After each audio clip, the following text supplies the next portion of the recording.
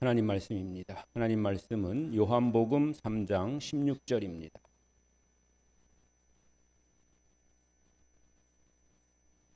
요한복음 3장 16절 말씀 함께 봉독하시겠습니다. 하나님이 세상을 이처럼 사랑하사 독생자를 주셨으니 이는 그를 믿는 자마다 멸망하지 않고 영생을 얻게 하려 하심이라. 아멘. 할렐루야. 저는 오늘 여러분과 함께 우리가 그리스도인이 되었는데 그리스도인으로서 알아야 할 가장 기초적이고 또 기본적인 그런 내용의 말씀을 여러분과 함께 나누려고 합니다. 우리가 너무나도 많이 들어보기도 하고 또 알고 있는 그런 내용입니다. 하지만은 그 안에는 너무나도 중요한 그런 의미가 담겨 있기 때문에 이 말씀 안에서 우리가 새롭게 다시 한번 우리의 기초를 다져야 될 것입니다. 그런데 반면에 오늘 처음 이 말씀을 듣는 분도 아마 계실 겁니다. 그러나 결코 어렵고 복잡한 이야기가 아닙니다. 오늘 말씀을 통해서 여러분의 믿음의 기초가 다시 한번 세워지시기를 다시 한번 간절히 축원합니다. 우리가 신앙생활 하는 데 있어서 가장 기초적인 사실은 무엇일까요? 그것은 바로 내가 예수를 믿어서 구원받았다는 사실입니다. 구원받은 사람을 가리켜서 그리스도인 이렇게 부릅니다. 크리스찬 이런 거죠.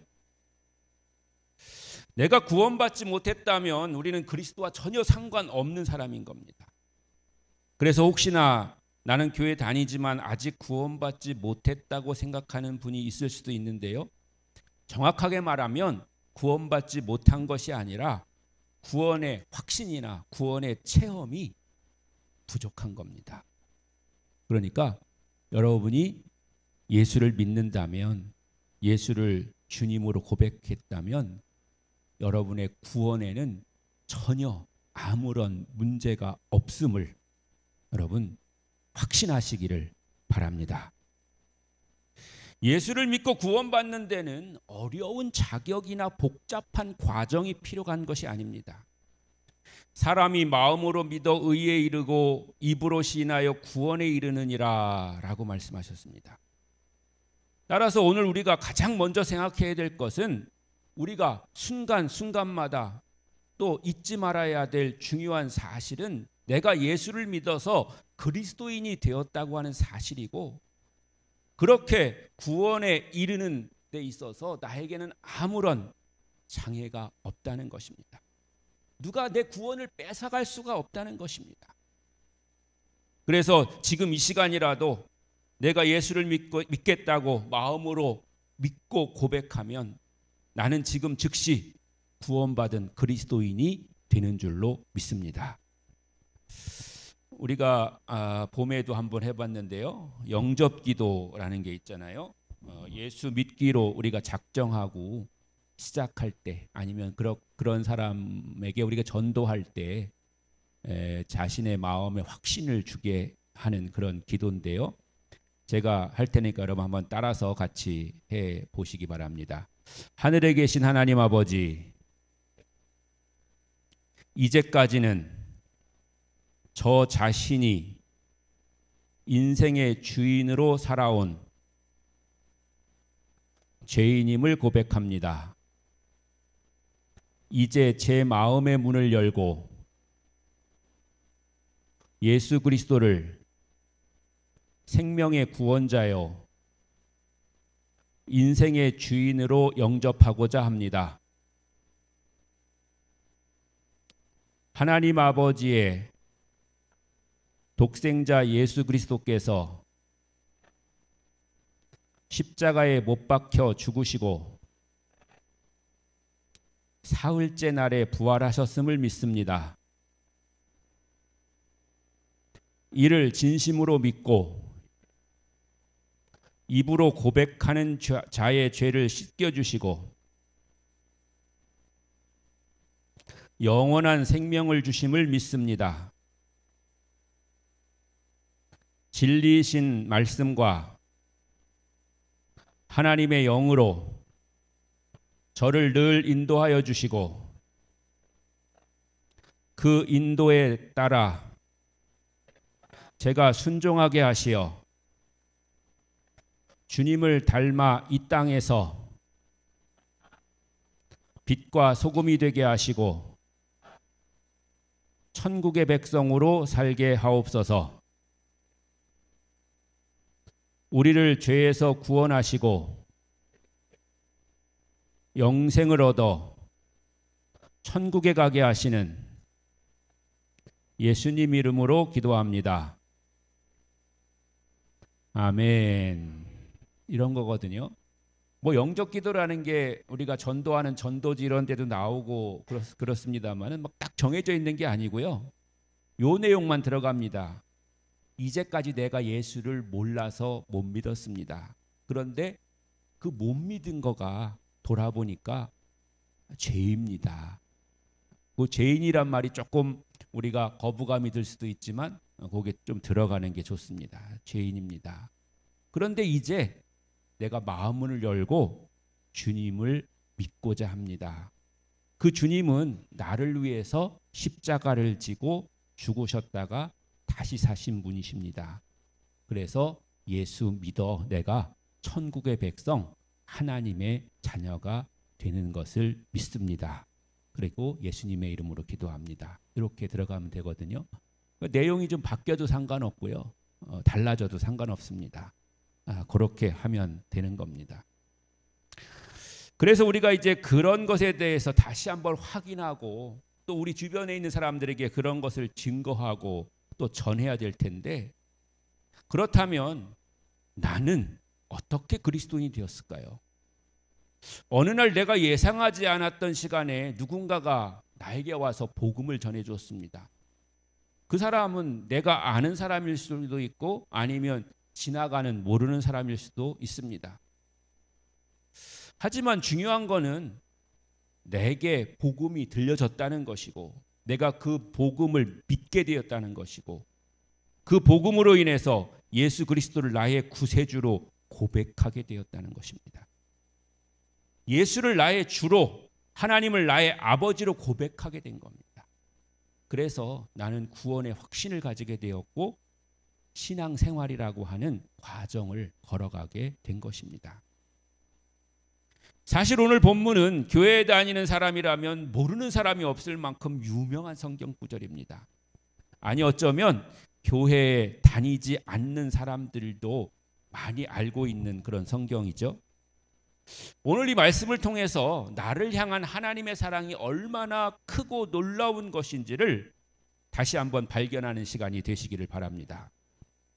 첫 번째로 오늘 성경은 하나님이 세상을 이처럼 사랑하사 독생자를 주셨으니 라는 말로 시작합니다.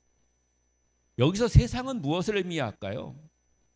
성경에 나오는 세상은 때로는 유대인, 즉 아브라함의 혈통을 가지고 있는 하나님의 택한 사람들만 가리키는 때도 있습니다.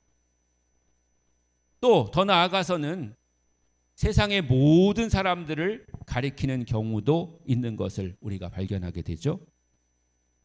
그래서 하나님이 원래 택한 이스라엘 사람들만을 의미하는 걸로 사용할 때는 굉장히 그 의미가 좁은 것이고 또 이스라엘 사람들은 자기들만이 하나님의 택한 자녀요 백성이다 이렇게 생각하기 때문에 때로는 다른 사람들을 무시하고 차별하고 또 그렇게 하는 경우도 있는 것을 보게 됩니다. 그래서 자기들이 선민이다 이렇게 이제 이야기를 하는 것이죠. 그런데 오늘 성경에 등장하는 세상은 그렇게 특정한 사람들만을 이야기하는 것이 아니라 모든 민족, 모든 나라에 있는 모든 사람들을 다 의미하는 것입니다. 옛날에 유대인들, 즉 이스라엘 사람들만을 이야기할 때는 그 사람들을 구원받은 사람들의 표본으로, 모범으로 삼기 위해서 그렇게 이야기한 거지 하나님의 세계가 온 우주와 만물 가운데 있는데 그저 작은 이스라엘 나라 거기에 사는 사람들만을 하나님이 자신의 백성이라고 그렇게 말씀하시지는 않았던 것이죠. 그래서 에스겔 선지자는 모든 영혼이 다 내게 속한지라 이렇게 말씀하시기도 했는데요. 하나님은 유대인이나 헬라인이나 지혜자나 야만인이나 모두 다 구별하지 않고 하나님의 자녀와 백성 삼으시기를 원하시는 줄로 믿습니다. 이것이 신약으로 건너오면 더욱더 분명해지는데요. 신약 성경이 기록된 시대에는 이 세상은 보통 모든 인류를 가리키는 그런 용어로 사용됐습니다. 하나님은 모든 영혼을 귀하게 여기십니다. 그래서 모든 영혼이 구원을 얻을 수 있는 문을 넓게 열어주셨습니다. 하나님은 모든 사람이 구원을 얻으며 진리를 아는 데 이르기를 원하시는 분이시기 때문인 줄로 믿습니다. 이토록 크고 놀라운 사랑이 바로 우리를 향해서 나타났습니다. 아니, 나 개인의 입장에서 보면 그 사랑이 나를 위한 사랑이라는 것입니다. 하나님의 사랑은 공동체를 향해서 나타나기도 하지만 궁극적으로는 한 개인을 향해서 나타나게 되는 것입니다. 그래서 고대의 신학자이자 철학자였던 어거스틴은 이 하나님의 사랑에 대해서 표현하기를 하나님은 이 세상에서 사랑할 사람이 단지 한 사람밖에 없는 것처럼 우리 한 사람 한 사람을 사랑하신다라고 그렇게 말씀하고 계십니다. 하나님이 사랑할 사람이 나밖에 없다. 이런 것처럼 하나님이 나를 사랑하신다는 거예요. 물론 나밖에 없는 것 같은 그 사랑을 모든 사람에게 다 주시는 거죠. 하나님은 이 세상의 많은 사람들 가운데서 바로 나를 사랑하시는 겁니다. 그것도 우리가 상상할 수조차 없는 크기와 많은 그런 사랑을 우리에게 부어주시는 줄로 믿습니다. 그만큼 여러분 한 사람 한 사람의 나 자신이 하나님 앞에서는 위대하고 고귀한 존재인 겁니다. 이것이 바로 우리가 그리스도인으로서 가질 수 있는 그런 자부심입니다. 내가 하나님 앞에 누구보다도 또 무엇보다도 고귀하고 존귀한 자임을 여러분 깨달으시기를 바랍니다. 나를 향한 하나님의 사랑을 깨닫고 그 크신 사랑 안에 거하소서 구원의 참된 기쁨과 평강을 누리시기를 주님의 이름으로 간절히 축원합니다. 두 번째 이어지는 말씀은 독생자를 주셨으니라는 그런 말씀입니다. 원문에는 이처럼이라는 표현이 가장 앞에 나옵니다. 이것은 하나님이 나타내신 사랑의 정도와 분량을 강조하는 겁니다. 즉 하나님의 사랑이 얼마나 놀라운 수준인지 이제부터 내가 설명해 주겠다 이런 뜻입니다. 그런데 그 하나님의 사랑의 정도가 어느 정도였는가 하면 독생자를 주실 정도였다는 겁니다. 즉 하나님이 나타내신 사랑의 정도가 얼마인가를 묻는 그 질문에 대해서 내가 너에게 독생자를 줄 만큼 내가 너를 사랑한다 라고 그렇게 말씀하고 있는 겁니다. 어떤 사람은 이렇게 말할 수가 있을지도 모르겠습니다. 하나님이 세상을 사랑하셨으면 자신의 몸을 주지 왜 독생자를 주었느냐 이렇게 말할 수도 있을 겁니다. 하지만 여러분 자기 자신을 주는 것이 어려울까요? 아니면 아들을 주는 게 어려울까요? 부모의 입장에 있는 분들이라면 쉽게 이해하실 수 있을 겁니다. 더 어렵고 힘든 일을 하나님께서 하셨다고 하는 것이죠. 그것은 하나님께서 우리를 사랑하심이 당신의 독생자를 주실 만큼 이 세상을 사랑하시고 택한 백성인 여러분을 사랑하신 줄로 믿습니다.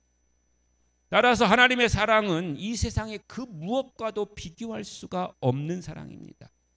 이 세상에 그 누구도 흉내낼 수 없는 사랑입니다. 오직 하나님만이 보여주실 수 있는 사랑입니다. 하나님만이 나타내실 수 있는 사랑입니다. 그런데 어떻게 우리가 그 사랑을 가볍게 여길 수가 있겠습니까? 이 사랑의 가치를 우리가 어떻게 하찮게 생각할 수가 있겠습니까? 그런데 하나님이 왜 우리를 위해서 독생자를 주셔야만 했을까요? 그것은 바로 우리의 죄의 문제 때문입니다.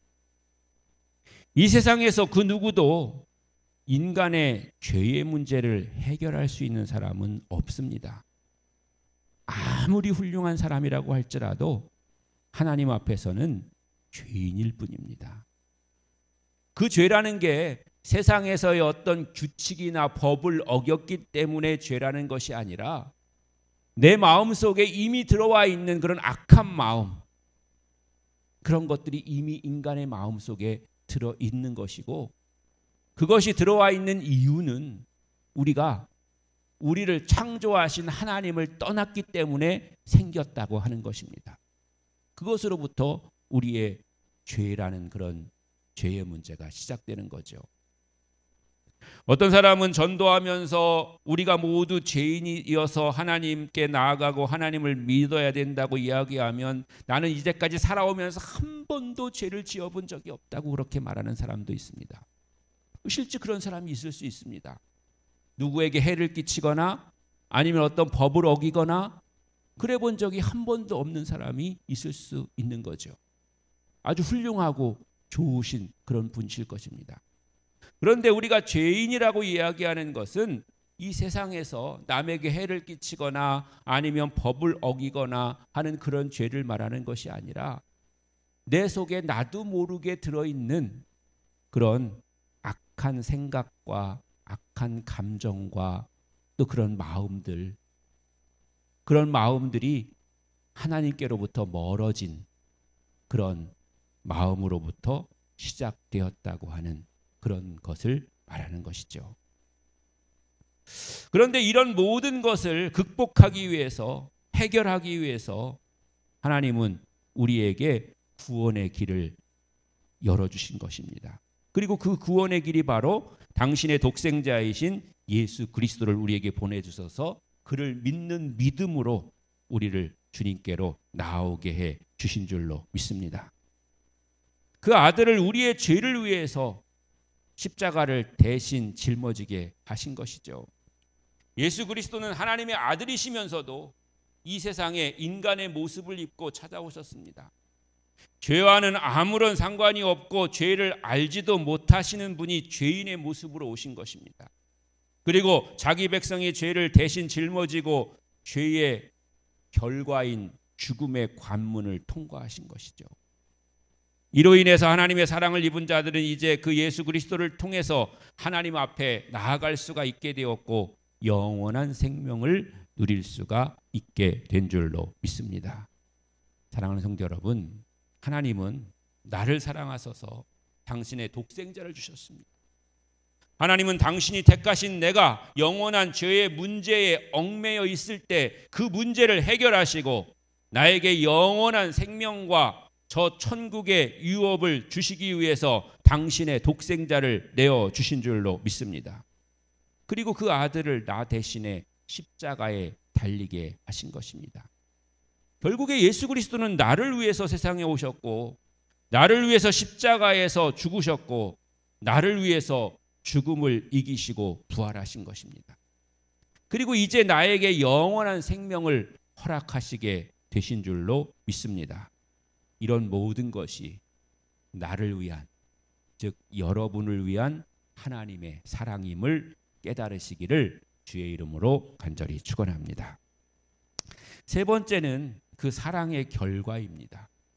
그 사랑의 결과는 영생입니다. 이어지는 성경에 이는 그를 믿는 자마다 멸망하지 않고 영생을 얻게 하려 하심이라 라고 마무리합니다. 여기서 우리는 하나님이 예수 그리스도를 세상에 보내신 목적을 발견할 수가 있습니다.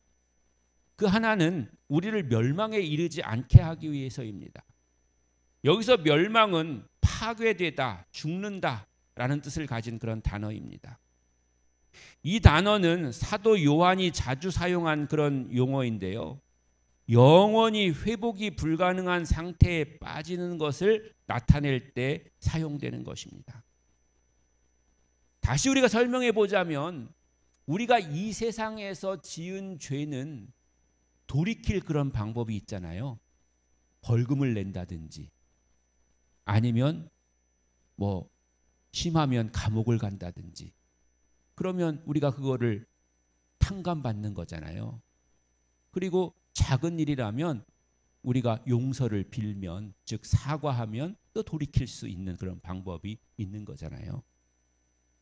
근데 우리가 처음에 얘기했던 그런 하나님과 멀어짐으로 말미암아서 인간 가운데 들어가 있는 그런 원래적인 그런 본질적인 죄는 우리 힘으로 돌이키거나 우리 힘으로 씻을 수가 없다는 것이죠.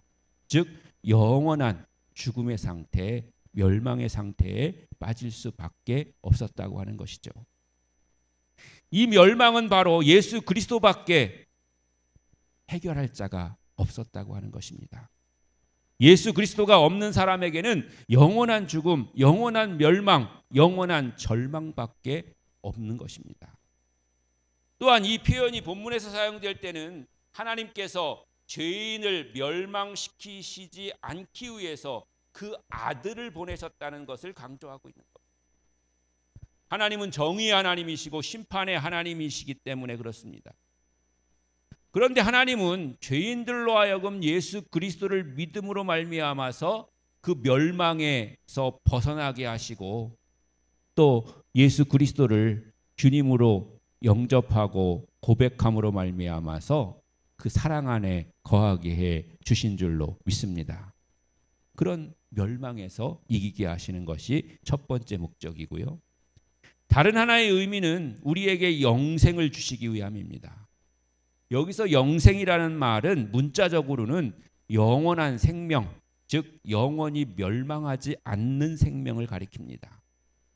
하지만 이것이 단순히 죽지 않고 소멸되지 않는 생명만을 의미하는 것이 아닙니다. 왜냐하면 예수 그리스도를 믿지 않는 사람도 하나님의 심판에 의해서 영원한 형벌을 받으면서 살아가야 되기 때문에 그런 것이죠.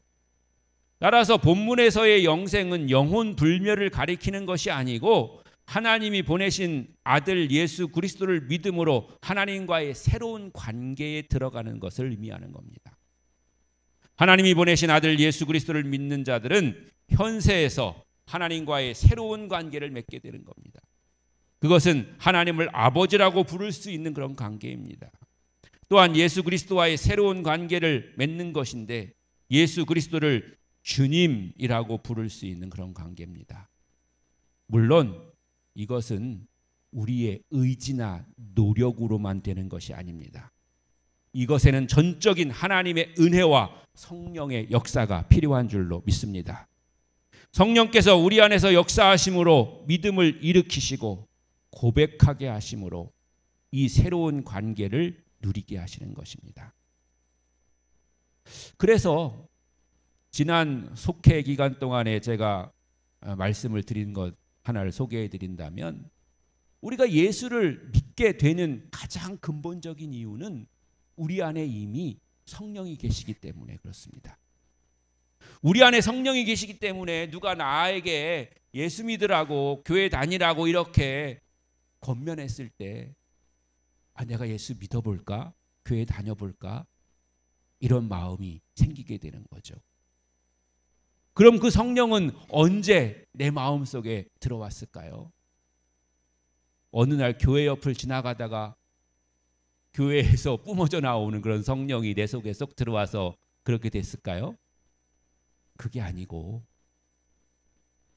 맨 처음 천지를 창조하시고 하나님이 인간을 지으실 때 하나님의 형상대로 사람을 지으셨다 이렇게 말씀하셨는데 여기서 하나님의 형상이라고 하는 것은 우리의 겉모양을 이야기하는 것이 아니고 하나님의 성품과 하나님의 속성을 인간 안에 넣어주셨다고 하는 겁니다.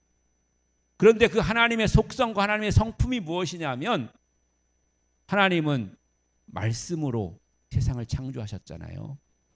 그리고 하나님과 예수님과 성령님이 하나이시라고, 삼위일체라고 우리가 얘기하잖아요. 그 예수님은 말씀이 육신이 되어 이 땅에 오신 분이세요. 그러니까 하나님 안에는 말씀이 들어있으신 거고, 또 예수님이 이 땅 가운데서 활동하시다가 하늘로 올라가시면서 우리에게 성령을 약속하셨는데, 그 성령도 맨 처음부터 하나님과 함께 계셨단 말이죠. 그러므로 하나님 안에 들어있던 하나님의 말씀과 성령, 그 하나님의 속성과 하나님의 성품을 우리 안에 넣어주신 거죠.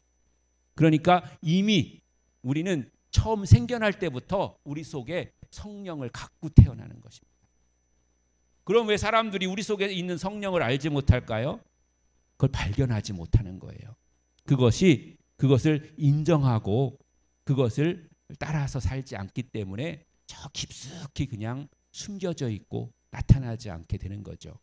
그런데 누군가 내게 와서 예수 믿으세요, 교회 다니세요, 이렇게 얘기하면 내 속에 처음 생겨날 때부터 넣어져 있던 그 성령이 반응을 하기 시작해가지고 이제 예수 믿어야 되는 거에 대해서, 교회 다녀야 되는 거에 대해서 그렇게 반응하게 되고, 그렇게 돼서 예수를 믿기 시작하게 되는 줄로 믿습니다. 이런 의미에서 멸망과 영생은 정반대의 개념입니다. 멸망은 하나님과의 관계가 단절된 것이고, 그래서 하나님이 우리에게 넣어놓으신 그런 모든 하나님의 성품을 알지 못하고 깨닫지 못하고 그냥 살아가는 상태이고, 영생은 하나님과 새롭고 영원한 그런 신교의 관계를 회복하는 것을 말하는 것입니다. 하나님은 우리에게 이 영생을 얻고 누리게 하시기 위해서 그 아들 예수 그리스도를 우리에게 보내주신 줄로 믿습니다. 사랑하는 성도 여러분, 그런데 본문에서 아주 중요한 사실 하나는, 우리가 이 영생을 얻는 유일한 길이 바로 믿음이라는 것입니다. 이 믿음은 지식이 아닙니다. 경험도 아닙니다. 어떤 감정도 아닙니다. 이는 전적으로 하나님의 말씀을 받아들이는 것입니다. 전적으로 의지하는 것입니다. 전적으로 의탁하는 것입니다. 전적으로 순종하는 것입니다. 그래서 조금 거칠게 얘기하면 이것은 무조건적인 믿음입니다. 어떤 의심이나 아니면 어떤 이의를 제기하는 것이 아닙니다. 또한 이 믿음은 단번의 사건이기도 하지만 계속해서 이어져야 되는 것이기도 합니다. 한 번 고백하면 영생을 얻는 것이지만 그것을 지속적으로 지켜나가는 그런 것이 필요한 거죠. 우리가 어느 회사에 취직하려고 취직시험을 보잖아요. 그럼 취직시험을 봤으면 그 취직시험에 합격하면 어떻게 돼요? 우리가 그 합격하는 순간부터 또 첫 출근하는 그 순간부터 그 회사 사람이 되는 거잖아요. 근데 그렇다고 해서 그렇게 합격하고 그 회사에 그런 신분증을 받았다고 해서 영원히 우리가 그 회사 사람이 되는 게 아니잖아요. 그 다음부터 혹시 우리가 나 이 회사 다니니까 이제 편하게 쉬고 편하게 놀자, 그렇게 하고서 열심히 일을 하지 않는다든지 아니면 제대로 출근하지 않는다든지, 그렇게 되면 우리는 그 지위를 유지할 수가 없는 거죠. 계속해서 출석하면서 맡겨진 일을 그 회사의 규정에 맞게 성실하게 해야지만이 우리가 그 회사의 그런 회사원으로서의 그런 지위를 유지할 수 있는 것처럼, 우리가 구원받은 하나님의 백성이 되었으면 그 단번에 우리가 하나님의 자녀의 지위를 갖게 되는 것이지만, 그 하나님의 지위를, 하나님의 자녀의 지위를 계속해서 유지하기 위해서는 하나님의 자녀로서의 합당한 삶을 살아가고 그것이 무엇인지를 깨닫는 그런 삶을 살아가야 되는 줄로 믿습니다. 우리의 믿음을 지키기 위해서 매 순간 우리 삶의 전 영역에서 믿음을 고백해야 되는 것입니다. 하나님이 주시는 영생은 바로 이런 믿음의 사람에게 주어지는 겁니다. 우리는 예수님께서 나더러 주여 주여 하는 자마다 다 천국에 들어갈 것이 아니요 다만 하늘에 계신 내 아버지의 뜻대로 행하는 자라야 들어가리라 라고 하신 경고의 말씀을 귀담아 들어야 될 것입니다. 우리가 아무리 주의 이름을 부르고 주의 이름으로 선지자 노릇을 하고 주의 이름으로 귀신을 쫓아내고 주의 이름으로 병자를 고치고 주의 이름으로 능력을 행한다고 할지라도 우리 안에 이 믿음이 없으면, 이 믿음이 계속해서 유지되어 나가지 않으면 우리는 영생에 이를 수가 없는 것입니다. 그런데 하나님이 이 영생을 우리에게 주실 뿐만 아니라 지켜나가게 하시기 위해서 당신의 아들을 우리에게 주신 것입니다. 그리고 우리에게 믿음을 주셔서 그 아들을 믿게 하셨습니다. 하나님은 우리의 믿음을 보시고 우리에게 영생을 허락해 주신 줄로 믿습니다. 결국에 이 모든 것이 다 하나님의 사랑에서 시작되는 것입니다. 우리의 노력이나 공로가 전혀 없는 전적으로 하나님의 은혜와 사랑으로 시작되고 이루어진 줄로 믿습니다. 얼마나 이 놀라운 것입니까? 하나님이 여러분을 사랑하십니다. 여러분을 사랑하셔서 오늘도 주님 앞에 부르신 줄로 믿습니다. 하나님의 그 사랑 안에 있는 여러분을 위해서 그 아들 예수 그리스도가 세상에 오신 줄로 믿습니다. 그리고 그분은 나의 죄를 해결하시기 위해서 십자가를 지시고 죽으셨다가 사흘 만에 다시 살아나신 줄로 믿습니다. 이제 하나님은 우리의 믿음의 근거가 되고 우리의 삶의 영원한 기준이 된다고 하는 사실을 여러분 기억하시면서 여러분 안에 계신 주님과 함께 구원의 길을, 영생의 길을 걸어가기에 부족함이 없는 여러분들이 되시기를 바랍니다.